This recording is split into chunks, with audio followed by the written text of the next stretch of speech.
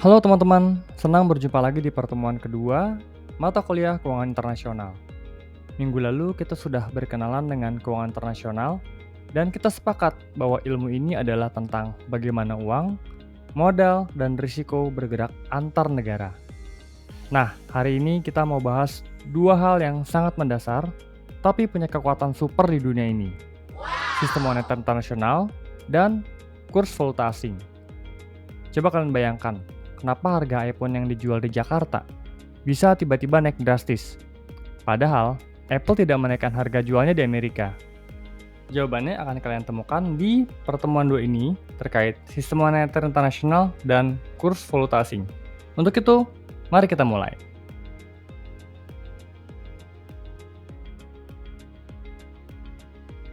Oke, kita mulai dari masa lalu yang keren banget. Dari tahun 1870 sampai 1914. Ini adalah era yang disebut standar emas atau gold standard. Coba bayangkan, di zaman itu emas adalah raja mutlak. Belum ada kartu kredit, e-money, apalagi Bitcoin. Uang kertas yang kalian pegang itu sama sekali nggak spesial. Itu hanyalah kwitansi. Kalian bisa bawa uang kertas itu ke bank sentral, dan bank wajib menukar kwitansi itu dengan sejumlah emas murni yang tertera. Jadi, nilai setiap mata uang itu dijamin penuh oleh cadangan emas negara. Contohnya begini, di Amerika, 1 dolar dijamin setara dengan 23,22 gram emas. Sementara, 1 pound sterling Inggris dijamin setara 113 gram emas. Karena keduanya punya jaminan yang sama, yaitu emas, maka nilai tukar mereka pun udah pasti tidak bisa diganggu-gugat. Ini seperti kita membandingkan dua produk yang sama-sama dijamin oleh emas. Kenapa sistem ini dulu sukses? Kelebihan utamanya adalah stabilitas kurs. Tidak ada yang namanya kurs mata uang tiba-tiba anjlok 10% dalam satu malam. Karena semua mata uang terikat pada emas. Semua bank sentral jadi disiplin, tidak bisa mencetak uang seenaknya.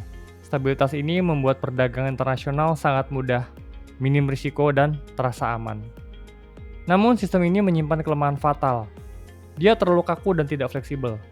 Dunia terus bertumbuh, ekonomi dan populasi semakin besar, yang berarti kebutuhan akan uang likuiditas juga makin besar. Tapi masalahnya, jumlah emas di bumi ini itu terbatas. Bank sentral jadi tidak bisa mencetak uang seenaknya karena mereka harus punya emas sebagai jaminan untuk setiap lembar uang yang mereka cetak. Puncaknya, saat terjadi krisis besar seperti Perang Dunia Pertama, negara-negara butuh triliunan untuk membiayai perang. Mereka tidak bisa menunggu dapat emas. Jadi mereka memutuskan untuk melanggar aturan. Mereka mencetak uang tanpa jaminan emas. Dan secara tragis, sistem gold standard ini pun bubar jalan. Jadi, gold standard itu memang keren karena stabil dan disiplin. Tapi dia terlalu kaku dan tidak cocok untuk dunia yang terus berubah dan butuh pertumbuhan yang cepat. Oke, jadi gold standard sudah bubar karena terlalu kaku. Setelah Perang Dunia Kedua, dunia dalam kondisi chaos, ekonominya hancur, dan mereka bilang kita butuh aturan baru yang lebih fleksibel tapi tetap stabil. Maka tahun 1944, ada 44 negara bertemu di sebuah resort di Bretton Woods di Amerika Serikat. Ini bukan cuma pertemuan biasa, ini adalah perjanjian terpenting dalam sejarah keuangan modern. Bayangkan, di sana mereka memutuskan untuk membuat sistem baru, yang kita sebut sistem Bretton Woods. Mereka menemukan solusi kompromi dolar Amerika Serikat diangkat menjadi raja baru. Karena Amerika adalah negara pemenang perang dan punya cadangan emas paling banyak. Mereka bilang, oke, dolar Amerika Serikat akan jadi mata uang utama dunia. Aturannya, semua mata uang lain, yen, mark, rupiah, diikat ke dolar Amerika Serikat dengan kurs yang tetap, tidak boleh goyang-goyang. Jaminannya, dolar Amerika Serikat sendiri dijamin oleh emas dengan harga keramat $35 per 1 ons emas. Analogi yang bisa kita bayangkan adalah dolar Amerika Serikat itu seperti platform digital utama. Misalnya Google. Semua mata uang lain, kayak aplikasi-aplikasi, harus terhubung ke Google. Dan Google sendiri punya server super kuat. Nah, itulah seperti analogikannya. Jadi, super kuat itu adalah si emas itu sendiri, yang menjamin semua berjalan lancar. Stabilitas kurs pun kembali. Contohnya Jepang, menjaga kursnya 360 yen per dolar Amerika Serikat selama bertahun-tahun. Ini membuat mereka fokus membangun pabrik, tidak perlu pusing soal kurs. Untuk menjaga sistem ini berjalan, mereka mendirikan dua lembaga yang kita kenal sebagai IMF dan World Bank. IMF itu seperti polisi lalu lintas global yang juga merangkap pemadam kebakaran. Tugasnya menjaga stabilitas, dan kalau ada negara mata uangnya oleng, IMF akan datang kasih pinjaman untuk menstabilkan. Kenapa cerita ini berakhir tragis di tahun 1971? Sistem ini berjalan baik selama 27 tahun, tapi ada masalah besar di Amerika. Mereka mencetak terlalu banyak dolar, terutama untuk membiayai perang Vietnam. Negara lain, terutama Eropa, mulai curiga. Mereka berpikir, kalau semua dolar kita tukar ke emas Amerika pasti nggak akan cukup. Akhirnya pada Agustus 1971, datanglah Presiden Richard Nixon. Dia berdiri dan mengumumkan, mulai hari ini, dolar Amerika Serikat tidak lagi bisa ditukar dengan emas. Keputusan ini ibarat menarik karpet dari bawah kaki seluruh dunia. Dolar yang tadinya dijamin emas, sekarang jaminannya hanya janji. Sistem Bretton Woods runtuh seketika. Semua negara terpaksa melepaskan ikatan mata uang mereka dari dolar, dan saat itulah kita memasuki era yang kita jalani sekarang, yaitu era kurs mengambang yang penuh gejolak. Jadi ceritanya, setelah Presiden Nixon memutus ikatan dolar dengan emas tahun 1971, dunia terkejut dan bingung. Mereka seperti kapal yang tali jangkarnya putus di tengah laut. Tidak ada lagi dolar yang jadi kapten. Tidak ada lagi emas yang jadi jaminan. Apa yang terjadi? Terpaksa kita memasuki era yang paling liar dan paling dinamis dalam sejarah keuangan, yaitu sistem kurs mengambang yang kita jalani sampai hari ini. Inti dari sistem ini sangat sederhana, tapi punya kekuatan besar. Kurs mata uang ditentukan murni oleh mekanisme pasar. Sekarang, rupiah, euro, yen, semuanya itu seperti harga cabai di pasar tradisional. Kalau semua orang di dunia mendadak butuh dolar, ini terjadi permintaan naik. Dan dolar yang tersedia sedikit, penawarannya rendah, maka dolar akan naik, yang berarti rupiah melemah. Kurs sekarang bergerak bebas setiap hari, setiap jam, bahkan setiap detik. Murni karena hukum supply dan demand global. Meskipun terdengarnya edan, sistem ini punya keunggulan luar biasa. Pertama, fleksibilitas. Kurs mengambang ini bertindak seperti katup penyelamat. Ketika ekonomi Indonesia sedang lesu, rupiah akan melemah secara alami. Rupiah yang lemah ini lantas membuat harga barang ekspor kita jadi murah di mata dunia. Jadi produk kita laris manis. Ekspor yang laris inilah yang membantu ekonomi kita pulih tanpa harus menunggu perintah dari pemerintah. Namun tentu saja ini ada sisi pahitnya. Karena nilai mata uang bisa bergerak bebas dan liar, risikonya jadi sangat tinggi.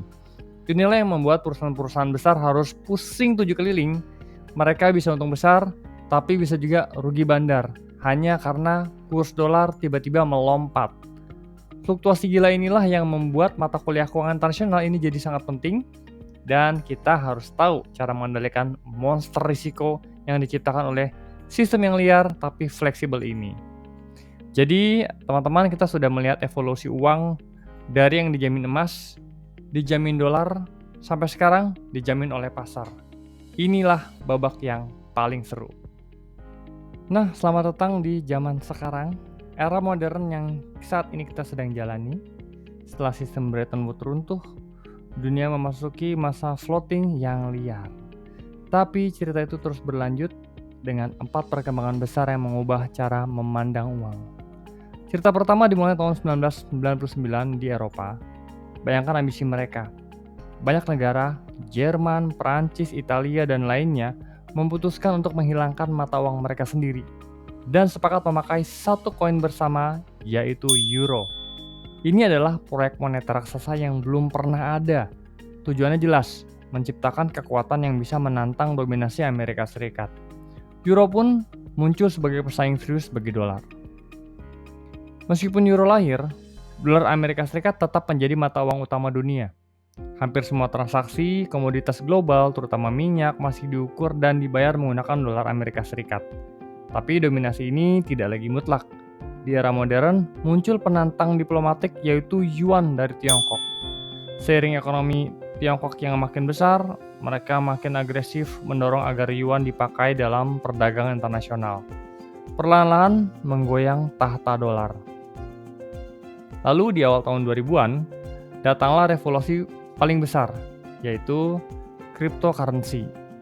Tiba-tiba uang tidak lagi harus diatur oleh bank sentral. Muncul Bitcoin dan Ethereum yang menawarkan transaksi global yang cepat di luar kontrol pemerintah manapun. Banyak orang mulai melihatnya bukan cuma sebagai mata uang, tapi sebagai alternatif investasi yang menjanjikan. Meskipun risikonya ya juga sama besarnya. Ini adalah tantangan ekonomi paling serius bagi sistem keuangan tradisional. Tentu saja, bank sentral tidak tinggal diam melihat revolusi kripto ini. Mereka merespon dengan mewacanakan CBDC atau uang digital resmi yang dikeluarkan dan dijamin oleh bank sentral itu sendiri. Contoh paling seru saat ini adalah eCNY atau Yuan Digital dari Tiongkok. CBDC ini adalah upaya untuk mengambil semua keunggulan uang digital, yaitu cepat dan efisien tadi, sambil mempertahankan keamanan dan kendali pemerintah. Jadi teman-teman, itulah gambar masa kini. Kita hidup di era di mana dolar, euro, yuan, dan kripto saling berebut panggung. Di pertemuan berikutnya kita akan bedah bagaimana semua aturan lalu lintas ini mempengaruhi rupiah kita setiap hari. Sekarang kita akan masuk ke macam-macam sistem penetapan kurs falas. Oke, kita masuk ke pilihan pertama, sebuah negara dalam mengatur mata uangnya, yaitu kurs tetap atau fixed exchange rate. Bayangkannya begini nih, pemerintah atau bank sentral sedang membuat janji sakral di hadapan seluruh dunia. Mereka bilang, nilai mata uang kami akan selalu segini, tidak akan berubah. Bank sentral berdiri di tengah timbangan, memegang gembok. Dia memastikan timbangan itu, yaitu keseimbangan antara euro dan dolar, selalu rata. Kursnya dipatok mati. Contoh paling terkenal adalah Tiongkok di era 90-an. Mereka bilang, 1 yuan kami akan patok di 8,28 dolar. Dan mereka menjaganya mati-matian. Apa sih enaknya sistem ini? Sistem ini sangat stabil. Stabilitas ini membuat hidup para pedagang internasional sangat mudah. Mereka bisa berbisnis dengan tenang, tahu pasti berapa rupiah yang akan mereka terima bulan depan, sehingga risiko kurs hampir hilang. Ini sangat memudahkan perdagangan dan investasi. Lalu, apa sisi gelapnya? Kelemahannya adalah sistem ini rapuh dan penuh bahaya. Janji itu sangat mahal. Bayangkan kalau ada banyak sekali orang yang ingin menukar yuan Tiongkok ke dolar, artinya permintaan dolar melonjak. Timbangan itu pasti miring. Untuk menepati janji kursnya, bank sentral harus segera membuka gemboknya dan menjual habis-habisan dolar yang mereka simpan, yang kita sebut cadangan devisa. Nah, disinilah spekulan masuk. Mereka tahu bank sentral punya batas kekuatan. Para spekulan ini akan terus menguji dan mencegah mata uang itu, memaksa bank sentral menghabiskan cadangan dolar mereka. Kalau cadangan devisa ini habis, bank sentral tidak bisa lagi menepati janjinya. Gembok itu jebol, timbangan miring, dan seluruh sistem kurs itu akan runtuh seketika.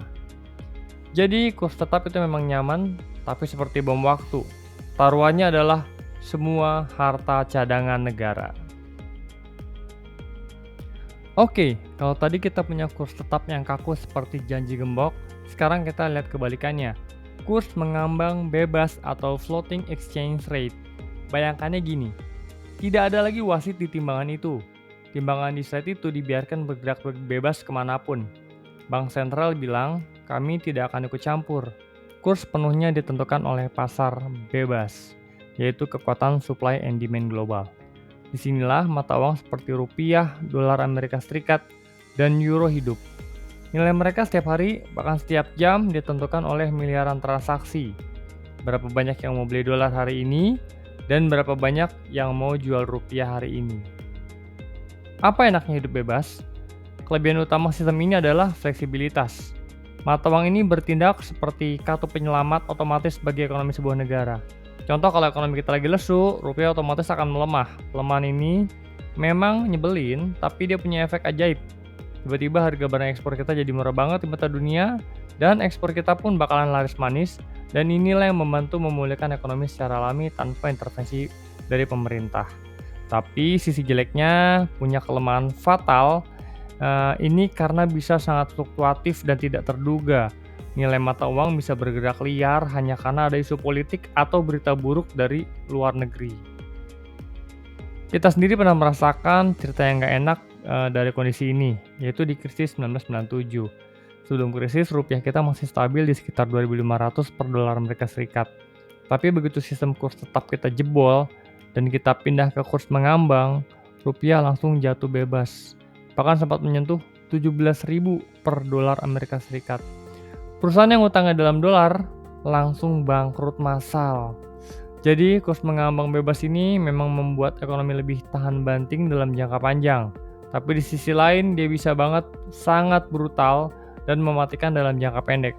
Inilah risiko yang harus kita pelajari dan kita pelajari juga cara mengelolanya. Oke, kita sudah lihat tadi dua contoh yang ekstrim, kurs tetap yang kaku dan kurs mengambang bebas yang liar. Sekarang mari kita lihat sistem yang paling populer, sistem yang dipakai oleh Bank Indonesia untuk rupiah kita, yaitu kurs mengambang terkendali atau managed float. Sistem ini adalah jalan tengah yang cerdas. Inti konsepnya, kurs kita mengambang mengikuti pasar bebas, tapi Bank Sentral yaitu Bank Indonesia sesekali intervensi untuk mencegah kegilaannya. Analogi saat mengemudi, bayangkan Anda sedang nyetir mobil di jalan tol yang panjang. Ini ibaratnya pasar falas ya. Anda biarkan mobil berjalan sesuai kecepatannya. Itu seperti kurs mengambang bebas tadi. Tapi saat mobil mulai oleng ke kanan atau ke kiri terlalu tajam, Anda sebagai pemudi, atau dalam hal ini Bank Indonesia, segera memutar sedikit setirnya biar kembali ke jalur yang aman. Nah, kalau di gambar slide ini terlihat timbangan itu bergerak tapi ada tangan bank sentral yang memegang kunci besar, siap untuk bertindak jika ada fluktuasi aliran yang terlalu deras atau aliran yang tidak terkendali. Kalau contoh nyatanya ini seperti rupiah kita saat ini ya. Misalnya kalau dolar tiba-tiba menguat terlalu cepat dalam sehari karena panik global, Bank Indonesia akan turun tangan. Mereka akan melepas sebagian cadangan dolar yang mereka simpan ke pasar.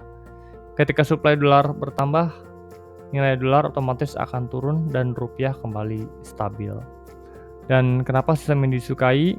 Karena sistem ini menggabungkan keunggulan keduanya, yaitu fleksibilitasnya ada, kita masih bisa menyesuaikan diri dengan kondisi ekonomi global, tapi juga menjaga stabilitas, di mana negara punya alat untuk meredam kepanikan pasar dan mencegah kehancuran mendadak. Jadi teman-teman, sistem managed float ini adalah cara kita hidup di dunia yang liar. Kita biarkan pasar bekerja, tapi kita punya rem darurat untuk memastikan rupiah tidak jatuh terlalu dalam dan terlalu cepat dalam suatu kondisi tertentu.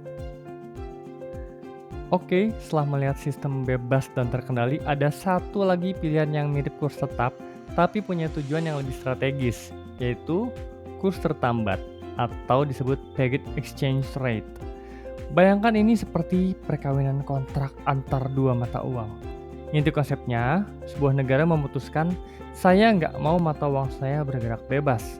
Saya akan mengaitkannya pada mata uang utama lain, seperti dolar Amerika Serikat atau euro, dengan rasio yang hampir tidak berubah. Analogi seperti di gambar ya, kurs tertambat ini seperti sistem kurs tetap, tapi kali ini bukan hanya demi stabilitas internal, melainkan karena ada alasan bisnis utama. Contoh paling klasik adalah di rial Saudi. Arab Saudi memutuskan untuk menambatkan rial mereka kepada dolar Amerika Serikat dengan rasio hampir tetap, yaitu 1 USD kurang lebih 3,75 SAR. Kenapa Saudi melakukan ini? Ini bukan karena mereka tidak punya dolar, tapi karena ada alasan bisnis yang sangat strategis, yaitu minyak. Semua minyak dunia dijual dan dibeli menggunakan dolar Amerika Serikat. Kalau rial Saudi dibiarkan bergerak bebas, setiap kali ada penjualan minyak, maka nilai pendapatan mereka dalam rial akan kacau balau. Dengan menambahkan rial ke dolar, mereka memastikan pendapatan dari minyak tetap stabil, sehingga stabilitas harga minyak dunia juga ikut terjaga. Ini adalah keputusan finansial yang sangat logis dan strategis demi menjaga core bisnis mereka. Jadi, kurs tertambat ini adalah strategi yang dipakai negara-negara tertentu yang punya ketergantungan ekonomi tinggi pada satu mata uang besar. Seringnya, demi menjaga pendapatan dari komoditas ekspor mereka. Oke, kita sudah bahas sistemnya. Sekarang mari kita bongkar kekuatan apa saja yang membuat rupiah bergerak di dalam sistem itu. Faktor pertama adalah inflasi, dan ini adalah salah satu faktor yang paling jahat. Inflasi seperti yang kita tahu adalah pengikis daya beli uang kita. Bayangkan uang kita itu seperti sebuah mangkok di timbangan. Kalau inflasi sedang tinggi, rupiah kita jadi terasa ringan atau tidak berharga. Kenapa? Karena dengan jumlah rupiah yang sama, kita hanya bisa membeli lebih sedikit barang. Di mata investor global, rupiah yang inflasinya tinggi menjadi tidak menarik. Mereka berpikir, buat apa saya simpen rupiah kalau nilainya terus-menerus tergerus setiap hari. Investor ini akan buru-buru menukar rupiah yang mereka punya ke uang lain yang lebih berat dan stabil, seperti dolar atau euro. Jika investor rame-rame menjual rupiah untuk membeli dolar, maka permintaan rupiah turun drastis. Hukum pasar berlaku. Barang yang permintaannya turun, harganya ikut turun. Inilah yang membuat kurs mata uang melemah. Kembali lagi, di krisis 1998, inflasi kita melonjak gila-gilaan, mencapai puluhan persen. Pelemahan daya beli rupiah itu menjadi salah satu pemicu yang membuat kurs rupiah kita jatuh bebas. Jadi perlu diingat, inflasi yang tinggi adalah musuh besar bagi kurs mata uang. Faktor kedua ini adalah suku bunga, dan ini adalah yang paling sering kita dengar di berita. Saya suka menyebutnya suku bunga itu seperti magnet uang global. Suku bunga yang ditetapkan oleh bank sentral seperti Bank Indonesia, yaitu BI Rate, itu ibarat harga sewa uang. Kalau kalian nyimpen uang, suku bunga itu adalah hadiah yang kita dapat. Bayangkan Indonesia sedang menawarkan hadiah besar, yaitu suku bunga tinggi kepada investor dunia. Investor asing melihat ini sebagai peluang yang menarik. Wah, saya bisa dapat untung besar kalau disimpan di Indonesia. Mereka pun berbondong-bondong membawa uang mereka ke sini. Tapi mereka tidak bisa investasi pakai dolar di Indonesia. Mereka harus menukar dolar mereka ke rupiah dulu. Jadi terjadi lonjakan besar permintaan rupiah. Di pasar falas, sesuai hukum pasar, ketika permintaan suatu barang apalagi yang langka naik, maka harganya ikut naik. Inilah yang menyebabkan kurs rupiah menguat sementara. Sebaliknya, kalau suku bunga di Amerika lebih tinggi daripada Indonesia, dolar menjadi magnet yang lebih kuat. Investor kita pun akan menarik uangnya dari rupiah dan tukar ke dolar untuk investasi di sono. Ketika rupiah dijual dan dolar dibeli, rupiah melemah. Jadi suku bunga adalah alat Bank Indonesia untuk memancing modal asing masuk ke dalam negeri. Faktor ketiga adalah neraca pembayaran. Atau gampangnya ini adalah rapot keuangan negara kita di mata dunia. Neraca ini mencatat semua aliran uang yang masuk dan keluar dari Indonesia. Bayangkan kita menjual barang atau ekspor seperti batu bara atau kopi. Kita dibayar pakai dolar. Dolar masuk ke kas negara. Kalau kita lebih banyak mengekspor daripada mengimpor, ini artinya surplus. Artinya negara kita kebanjiran dolar. Ketika suplai dolar banyak dan rupiah dicari, otomatis kurs rupiah menguat. Sebaliknya, kalau kita lebih banyak membeli barang dari luar atau impor daripada jual, kita jadi harus borong dolar di pasar untuk membayar barang impor itu. Ketika semua berebut dolar, permintaan dolar melonjak dan otomatis kurs rupiah melemah. Jadi kesehatan ekspor dan impor kita sangat menentukan berat atau ringannya rupiah di timbangan dunia. Yang keempat, intervensi pemerintah bank sentral. Ini adalah tangan tidak terlihat ya. Jadi ini bisa mengendalikan sistem, yaitu dengan menggunakan manage float kita tadi. Meskipun kurs kita mengambang, Bank Indonesia tidak akan membiarkan bergerak liar. Kalau rupiah tiba-tiba melemah drastis karena kepanikan global, BI akan turun tangan. Dan apa yang dilakukan BI? Mereka akan menjual cadangan dolar yang mereka simpan. Dolar dilepas ke pasar sehingga suplai dolar jadi banyak. Sehingga kalau barang yang tadinya langka, yaitu dolar tadi langka, tiba-tiba dolar jadi banyak, maka harganya akan turun. Dengan begitu, BI berhasil mengerem pelemahan rupiah tanpa melanggar prinsip pasar. Sebaliknya, kalau rupiah menguat terlalu cepat, misalnya karena terlalu banyak modal asing masuk tiba-tiba, BI akan membeli dolar di pasar. Aksi ini akan mengurangi suplai rupiah yang mencegah rupiah menguat terlalu cepat. Ini akhirnya akan merugikan teman-teman kita yang eksportir. Jadi, intervensi ini adalah rem darurat BI, memastikan rupiah tetap di jalur yang aman dan stabil meskipun pasar sedang dilanda badai. Faktor yang kelima ini adalah yang paling sulit diukur, tapi dampaknya paling dahsyat, yaitu ekspektasi pasar dan sentimen global. Bayangkan pasar keuangan itu seperti sekelompok orang yang sedang naik perahu. Kalau ada satu orang yang teriak, "Ada badai datang!" Meskipun badainya belum kelihatan, semua orang langsung panik dan lompat dari perahu. Inilah yang kita sebut sebagai sentimen, yaitu rasa takut, panik, atau optimisme dari para investor. Ketika ada ketidakpastian politik seperti pemilu yang ricuh, atau yang lebih besar lagi perang atau krisis global, investor otomatis akan mikir, saya masih amanin duit saya nih. Karena mereka nggak mau menanggung risiko di negara-negara yang dianggapnya rawan. Nah, contoh nyatanya, krisis Rusia-Ukraina tahun 2022. Perang itu terjadi ribuan kilometer dari Indonesia, tapi dampaknya terasa. Investor global langsung panik dan menarik modal mereka dari seluruh pasar negara berkembang termasuk Indonesia. Mereka menjual rupiah dan membeli dolar yang dianggap sebagai safe haven. Aksi jual rupiah secara massal ini menyebabkan rupiah melemah. Meskipun ekonomi domestik kita baik-baik aja, tapi kita kena dampaknya. Jadi terkadang pergerakan kurs rupiah bukan karena apa yang terjadi di Jakarta, melainkan karena apa yang diharapkan atau apa yang ditakutkan oleh investor di New York, London, atau Tokyo, atau dimanapun. Nah, inilah faktor yang membuat kita harus selalu mengikuti berita global, karena sentimen di belahan dunia lain bisa langsung mengganggu stabilitas uang kita. Oke, kita sudah bahas sistem dan faktor-faktor yang menggerakkan rupiah. Sekarang kita masuk ke inti dari mata kuliah kita. Bagaimana semua kegilaan kurs ini mempengaruhi keuangan perusahaan, terutama perusahaan multinasional atau MNC. Yang pertama, risiko kurs falas atau exchange rate risk. Setiap perusahaan multinasional yang bertransaksi lintas batas, entah itu kayak Samsung, kayak Unilever, atau Astra, selalu menghadapi risiko kurs falas.